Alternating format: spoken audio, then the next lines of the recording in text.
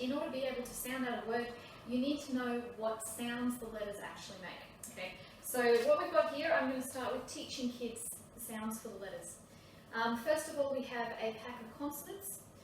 These ones are generally easier. Normally they just have one sound, like for example, N is the sound So when kids come here for an assessment, we check to see which of these that they know. Whichever ones they don't know, we put aside in a pile, and those are the ones to work on. Okay. So for today, I'm going to presume if you have a kid who literally doesn't know any of the letter sounds, what do you do? How do you start with them?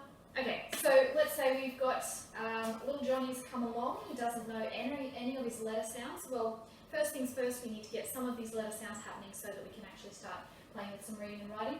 We actually have a progression in these books that tells you which ones are the easiest ones to learn first. It also helps because we have a bunch of resources with these. If you follow this progression, then you'll be able to use those resources as well. So according to this one, our first letters that we're going to do are satin. So S-A-T-I-N. Okay, so I might on the first lesson get it really solid, maybe S, A and T can be our letters. Hopefully we might be able to sneak in an N as well so that we can build some letters with those. So we're going to learn this letter, and I'll say to Johnny, okay, this is a letter here, this is the letter M, and it makes the sound Okay, don't make him guess what it is. If we know already he doesn't know what it is, you can just tell him exactly. This is the sound Can you say it after me? Alright, now we need to learn this. To get it locked into your memory, we have to say it and write it at the same time. So this is the memory strategy that we also talked about in the memory strategy video, if you've seen that one.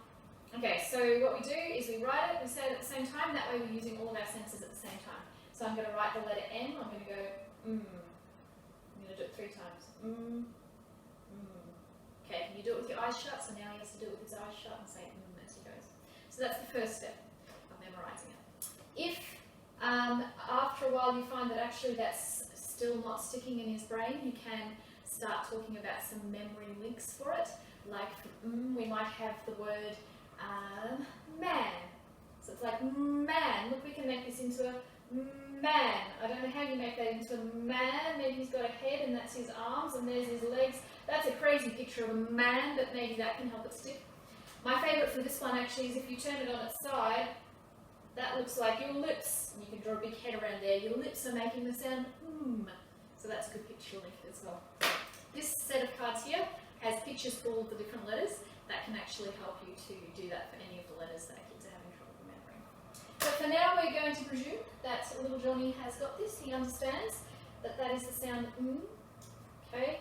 Now for our first lesson, we are going to have to learn at least 3 of these like that, and then we're going to start doing some reading and writing activities